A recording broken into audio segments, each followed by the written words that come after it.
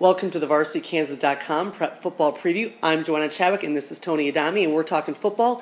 And I cannot believe it. Do you realize how close we are to district play? You know what? Just seeing getting to be the fifth, sixth game of the year, it is kind of blowing me away. And with the weather too, getting so much colder, I think that's where you really know. I know. I think it's supposed to be rather chilly on Friday night. Yeah, back down to around 50 is a low, in the 40s maybe. So bring a jacket. I did not bring a jacket last week. But I have a VarsityKansas.com jacket. I cannot get one of those. All right, sorry. All right. Well, let's talk about the games this weekend. Let's start early. We've got Wichita South at Northwest on Thursday night. I love this game. City League title on the line. However, it is not the 5-0 matchup that we thought that we would see. Yeah, South had a big setback last week against Hayes. They lost 16-0 and turned the ball over 5 times, 3 times inside the 10-yard line, twice from the 1. And you just really watched Alan Bishop, their quarterback, had been playing so great all year, really struggled with some decisions. Went out of the shotgun as time was winding down in the first half and spiked it, ended the half.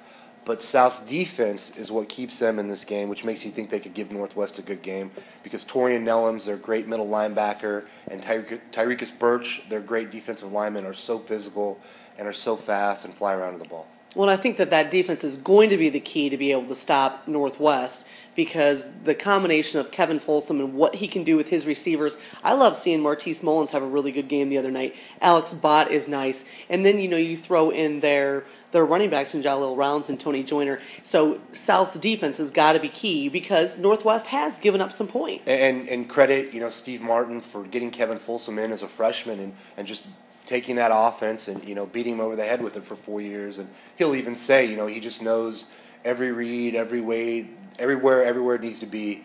Mullins, you make a great point, is such a good downfield receiver. He's so fast. He is fast, and it's great to watch him run when he gets his dreadlocks flying out the back and he's just moving. He's really fun to watch. It's exciting. All right, we also have Heights and West on Friday night. And this game, it appeals to me because these are two teams who desperately need that good win. West High has taken consecutive losses to Capon and Northwest.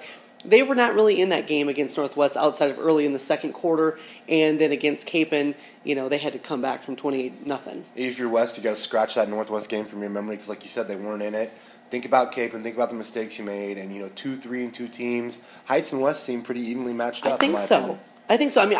The thing is that it's pretty easy to look at a team and say, "Oh, okay, you got rolled by a team, then we're going to write you off." You can't do that. I like what Heights is going to bring, and I think that it could be a really good matchup between two running offenses. That game could be fast. It could be fast, yeah. All right. Just running through the City League, we also have Bishop Carroll versus Southeast, Capon versus North, and East at Garden City. Yeah, East has struggled this year. I would have thought they would have had their 0-5.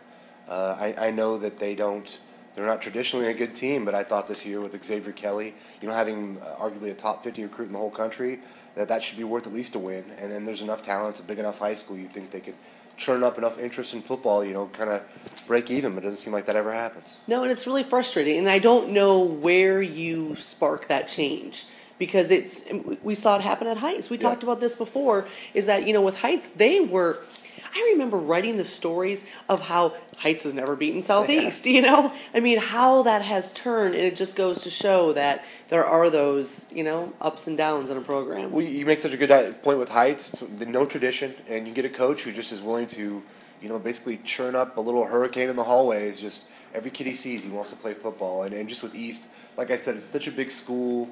It draws from such a, football-heavy area with all the Colts teams there, and with, the East Side, you get Catholic school transfers from little kids. It seems like you could churn up enough interest to have a good team year in and year out, but it doesn't happen. No, it doesn't.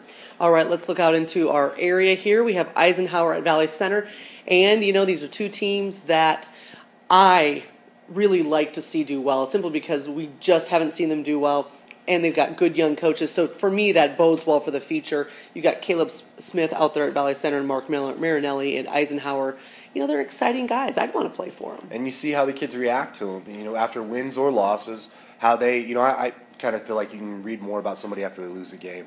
It's interesting to see those kids, they get invested in the program, and they're really building something for the future. We're talking about two schools that in 2 or 3 years could be some of the best in the state. I think that could definitely happen. Mulvane and Andale, and I'll be writing about Mulvane quarterback Jaden Price this week. I tell you, they just continue to churn out quarterbacks there. This kid's only a sophomore. He's got more than 800 yards passing. Now, they do go against an Andale team that has impressed me with, once again, kind of reverting to that. You don't know who's going to get the ball because you've got 3 guys who really can carry the ball. They may not be blowing us away with their numbers, but they are going to run it down your throat. And credit Dave Fenwald for that offense that they run. They're such an exciting team to watch. You've seen them in the past. They're not just a ground and pound kind of team. No. They'll go up over the top. Alex Evans is like the best high school receiver I've ever seen.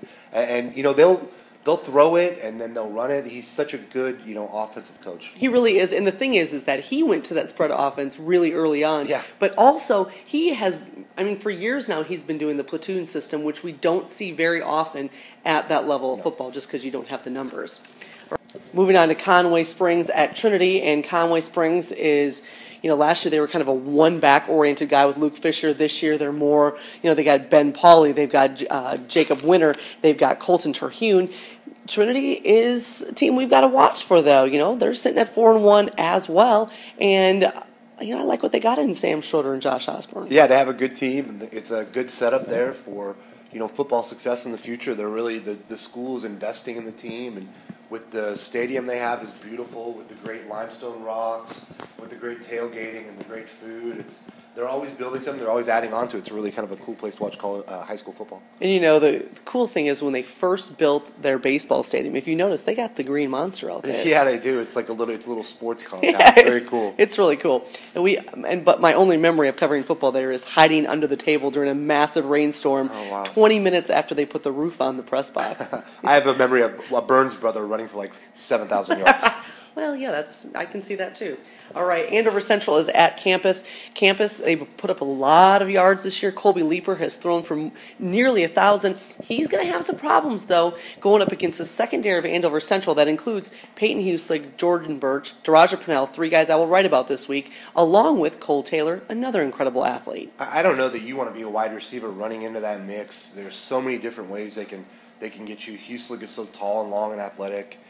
Taylor is such a great athlete. And then you've got Parnell, who's probably, becoming one of the better football players in the state for someone that's going to go play Division I basketball at Central Arkansas. All right, moving on to Pratt at Heston. I like what both those teams are doing. Pratt with a freshman quarterback and Heston being led by Zach Esau. Coweta is at May South, and May South, the storyline there has always been Corey Frausto, but Jacob Perez coming along, they have become, a very much a balanced offense where they can throw and they can run. It's a big question heading into the year where Frausto was going to get some help from, and I think they've answered that pretty well. It's kind of a known fact now that you got to account for both those guys. And Derby at Salina South. And Salina South has kind of come around a little bit here. They really put up some big offensive numbers last week. And Derby, they took a hit last week with Garrett Sanders and his torn ACL. He's also state championship winner in wrestling. And for him to be out for the year, probably for wrestling too, although pretty tough kid, I could see him coming back. And yet, Brandon Clark was able to turn to one of 3 guys, either Christian Breedlove, Jamel Ray, or Brody Kuzer, and he went with Breedlove there for the starting spot, and he had more than 106 yards last week. And it worked so well for them because they put that system in. They're running, Derby's offense when they're second, third graders, and by the time they get to be 17, 18 years old, they know it so well. They've been running for 10 years, for almost all their lives. So it's usually a pretty seamless transition when somebody gets hurt there. It really is. Remember the year they lost like one quarterback after another? Yes. But I was actually out there the night that they honored all their Little League football players. The number of 4th graders who did the whip, you can't even see, when they do that, you can't even hardly see the field. They're just everywhere. They are everywhere. Well, thanks so much for watching us as we dissect another week of high school football. We'll see you next week.